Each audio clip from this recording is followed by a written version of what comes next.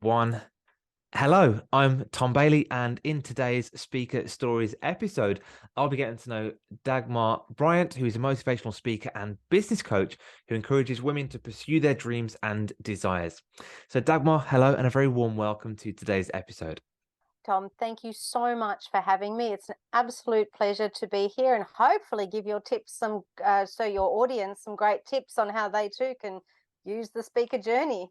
Amazing. Thank you so much for that. And I can detect an Australian accent, but I understand you're not in Australia. Whereabouts in the world are you right now? I'm in Lincoln in the UK, and yes, most certainly that Mm. is an Australian accent. Yeah. Hubby and I moved here in September 2019. Okay. So just before lockdown. So you spent your first two Yeah. years trapped in the house, maybe. Well, it hasn't been a bad thing. I mean, I Mhm. find that a lot of the world has caught up because Yeah. having lived in Australia, the USA, and now the UK, my business has always been very functional with moving with me. So I've Mhm. always had clients who I've either coached through Zoom, Mhm. Skype, as it was back in the Sure. day, via phone. So I'm quite used to You this were well prepared. lifestyle. Good. Yeah. Well, we'll talk a little bit later on about the pandemic and how it affected the speaking industry. Um, but for now, and thank you again for being here. And I know that in your talks, you really do lean on your own personal experiences and challenges to help motivate others and obviously to connect with the audience. I really want to look at your experiences and challenges today when it comes to your life as a speaker. So, my first question to get that conversation started is, would you say you were a naturally born confident speaker, or did you used to be a little bit shy as a child? Oh my goodness. That is like so loaded a question. Mhm. I have never considered myself to be a natural speaker. Although, having said that, I remember being a kid and saying to my parents, we were living in Melbourne Mhm. at the time, that I wanted to go to NIDA, which is the National Institute for Dramatic Arts, when I Wow. grew up because I wanted to be an actress. And Cool. my dad said, "Oh, no, no, no, no. You'll never make it as an actress. Do you know how many people fail at that?" And it's like, Mm. thanks, Dad. Yeah, cheers, Dad. Yeah, that knocked you back a few years, I'm sure. So I've never been what I would consider to be a natural Mhm. speaker. Being on stage, I mean, I was always in school plays and I Yeah. loved being on the stage, but it was never something that came naturally to me. And in 2015, I joined Toastmasters in a club in Melbourne. Mhm. And I remember people saying to me, "Oh, you look so confident, you speak so well and all that." And in the meantime, I've got the biggest butterflies Yeah. in my stomach, and if you'd see my hands, they'd be shaking, but Yeah. try and hold it all together as you do. But there was a lot of fear, I guess, in some Mhm. way, and it was about breaking through that fear. I know public speaking is one of those top 5 fears that people Yeah. encounter. And I wanted to break through that because I knew that I had a message to share and my story does help other women. I was like, well, how do I do this? Yeah. And the other thing is, too, I'm an introvert as well. And so people go, an introvert and you're on stage? It's like, well, yes, absolutely. I mean, an introvert doesn't mean that you're in your little hidey hole and hiding away, never doing anything. It's just how you manage your energy. Yeah. But it is being yourself, learning about yourself, and adapting. I think they're the key things. Perfect. I can really resonate with the introvert comment, and we'll talk about that as well. But I want to go back to the word fear that you used. So back when Mm. you were in Toastmasters, your first time standing in front of that audience, what do you think you were? It might have been subconscious, but what do you think you were afraid of? Muffing my words, just Yeah. like forgetting what Yeah. I was going to say or what I was supposed to say. So maybe embarrassment, fear of judgment, opinions. Yeah, all of that. I think probably more that fear of not remembering what I want to say or how what I'm going to say is being perceived. So yeah, Yeah. there is an element of judgment there. Yeah. Are people going to think that you deserve to be on that Hmm. stage? Are you worthy to be listened to? Yeah, and I think that's a couple of things that really hold people back is that fear of other people's opinions and I guess imposter syndrome as well. So if you can break through that, I think that's going to really help for people listening today. Yeah. And then you also mentioned as well that you obviously went to Toastmasters, you started to build that confidence, and you came across really well. At what point did you realize that you thought, you know what, I can do this, and I want to turn this into a bit of a career? Would you believe that I actually wanted to make it a career before I decided that I was actually good enough to do it? So Perfect. for me, it was always about, yes, because I'd had that acting experience in Hmm. my teens, I knew I could do it. It was just about developing it and being able to produce the content when you're Yeah. on stage. So in a lot of ways, I had decided I was going to be a speaker before I ever stood in front of that audience at Toastmasters. Amazing. Excellent. And I guess from that point onwards, would you say, are you now a full-time keynote speaker? Is this what you do? I have a few, well, definitely the business coaching and the Hmm. speaking. So Yeah. there's a duality to Yeah. my business. So I'm not a full-time keynote speaker. I Hmm. do a lot of speaking through Hmm. podcasts, through events of my own and through other people's. So Yeah. there's a lot of elements of the speaking, but then I also have the coaching because I really am passionate about helping women break free and really living a life that they love. So they kind of go hand in hand. I want to speak to be able to bring people in to Hmm. help people. Yeah, and that's a really good point actually, is that a lot of people who speak to me about becoming a speaker, they think about paid keynote gigs, but you can also monetize speaking through having that, like you said, that coaching business and having that as a way in to find out a little bit more about you. And the next logical step will then to be work with you as a coach. So your coaching, is that group coaching? Is it one-to-one? What is it you do for people? I do a combination of coaching. So there is definitely one to one and there's group coaching as well. Excellent. So I guess for people, I'll put the links in the show notes as well. If people want to find out more about you and what you do and how you can help them, there'll be opportunities to look at that as well in the show notes. So in terms of, Thanks, Tom. no problem at all. In terms of speaking then, so when you first realized and decided you wanted to become a speaker and use that as part of your career, and you then started off on that journey, was there a point at which you had to begin with free talks and do lots of free gigs before you could get paid to do it? How did that transition happen for you? Yeah, definitely. It's one of those things, the more you do it, the better you become. Hmm. Because no matter how much you can do a talk in your head and say it to yourself, it's never going to be the same until you actually present that. So Yeah. whether it's a keynote, whether it's a workshop, whether it's on stage in some way, you've got to get out there and you've just got to keep doing it. That's the only way to get better. And people talk about having this one signature talk, or this one talk that's been pre-populated. Should that be a 30-minute talk, a 60-minute talk, a 3-hour talk? What do you think people should do if they're going to think about starting developing their first talk to go and start delivering?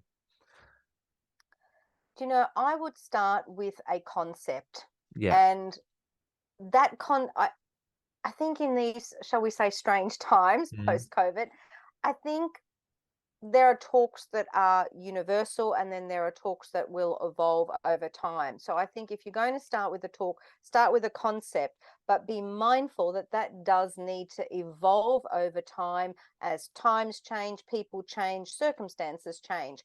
And I would have a few versions of a Mm. particular talk because sometimes if you're speaking at an event, you might only get allocated a 15-minute slot Of or a course. 30-minute slot.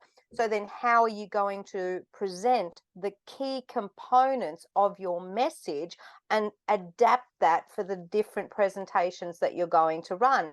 Obviously, you can then also present your material in a workshop and that can be offered even if you're doing a short talk at, for example, a corporation at a Hmm. company, you can offer a 1 or 2 day workshop Mm. that's going to be a great big extension. So I say adapt and have lots of versions of it. And that's a really good point about having that one concept, that one idea, that one thing that you can really hinge your ideas off.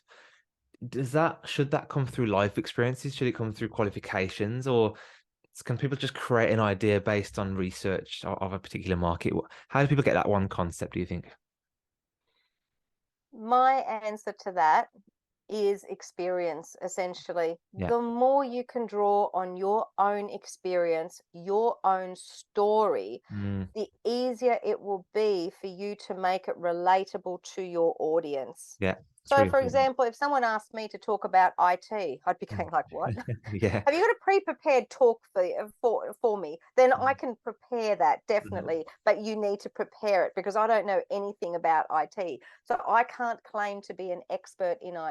IT, whereas I can claim to be an expert in empowerment, mindset, resilience. So because they are the key components of my story. Mm. So I And think, yeah. yeah, And I guess I, you can really bring that story if you're talking about IT, you can't bring it to life with your own experiences, anecdotes, things that have happened. Whereas if you're talking about empowerment and mindset, you can really bring that to life with your own lived experiences as well.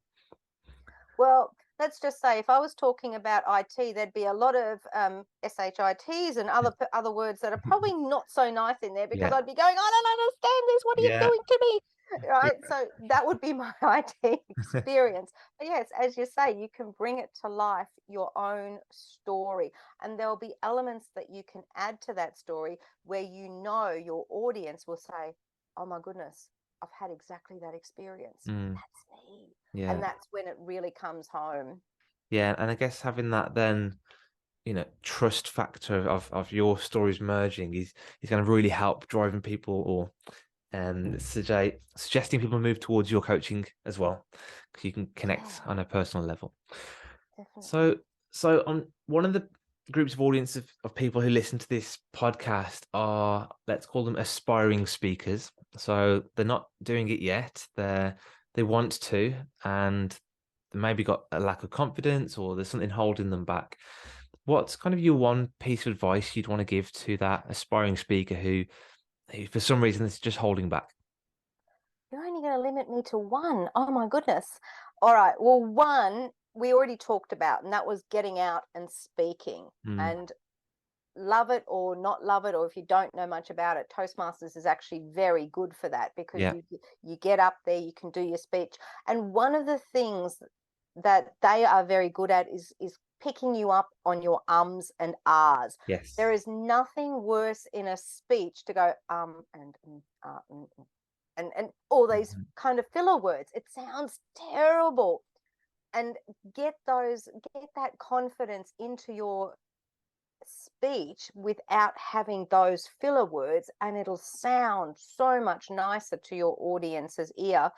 And the other, I know I'm going to go into two here, That's but okay. You can the have two. other thing that I was going to say is don't be afraid to make a mistake, Yeah. because remember this: you can have practiced your speech, you can have it down on a piece of paper, word for word, and it'll never come out the same as when you're doing it on stage. But guess what?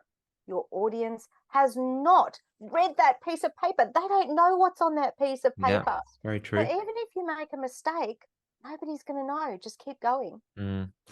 Just keep going. And be okay with the mistakes. Look for them in fact, because and you're going to learn from them and you're going to keep growing. So I think that's a really good point. Just get out there, start doing it. And the best keynote speakers today would have been where you are now, aspiring to one day get out there and start speaking. Yeah, true. Perfect. So thanks so much for that. Another thing I like to ask to help people who are maybe on that journey but at the very beginning is, have you got any speaking failures, mistakes, any catastrophes that you'd like to share with us to really help us understand what might happen on the journey as a speaker? Yeah, so you use an interesting word there. You talk about failure. And because I have a mindset of success, I don't Hmm. actually believe in that word failure. Right. I think pretty much most of the things you can do, you can muck them up in somehow, but Mm, are they failures? No. no. They are learning bumps in the road to Yeah. make you better. So even if you have a so-called bump in the road, you're going to learn something from it. Even if you totally muck up a speech, you can go, "Oh, okay, well, I can what can I learn from this situation?" So was it that I didn't do my preparation? Didn't I do, for example, what is your preparation? I would always say to you, have a great preparation. Like, is it that you need to do a bit of meditation, a little bit Hmm. of breathing? You need to run on the spot and get your adrenaline going. What is your learning from that, whatever you did that you didn't feel that you did very well? Yeah. And take that away and make it better next time, Yeah. because there is Perfect. no failure. There is Yeah. just a bump. Bump. Bumps and progress. Love it. Excellent. And okay, great. So, and I guess just taking that on the next stage a little bit further, and there's a transition point between doing lots of these free events, Toastmasters, speaking at your local venues, to one day deciding, do you know what? I want to get paid to do this. What was that transition point like for you? And do you have any advice for anybody else thinking about asking to be paid to speak? Just do it. Once you Yeah. get to a certain stage, I think you know within Hmm. yourself that you're ready to say, okay, I'm worth it. Even if you're only charging a nominal amount for the first one, charge anyway, because it gets you onto that stepping stone. And one of the sayings that I've heard is undercharge and over deliver, because Yeah. it gives you that more confidence. So charge something, Hmm. but just get a charge onto the get onto that page. You have an invoice, and you go, oh yeah, I've been Oh, paid. yeah, that's it. Paid. Doesn't matter if it's only 50 quid, I've been paid. Mm-hmm. Yes. Yeah. And that just gives you such a boost of confidence. And even on your speaking journey, as you go along, there will be times when you go, well, okay, I'm speaking for a charity. Don't ever underestimate, charities do have funds. Hmm. But you might say, okay, well, instead of charging £1,000, you can say, well, because of, I feel very passionate about what we're talking about, what the message I want to deliver is, I'm going to reduce that for you. My invoice will say still £1,000, and then I'll Yeah. cross it out and I'll make it a Yeah. reduced amount. So there's ways that you can still go get around your fee, even as you speak and become more experienced. Hmm. And I would just say allow there to be a certain amount of fluidity with it. Yeah. Yeah. Yeah. You don't have to be the $10,000 an hour speaker straight away. Just start off, like you said, get paid anything, whatever you can get, and then it'll just build from there. So yeah, thank you for sharing that. And finally, and well, a couple more questions, but one of them is we've talked about the pandemic, and you come over to the UK in 2019, pandemic was Hmm. 2020, probably wiped out the entire in-person speaking for you.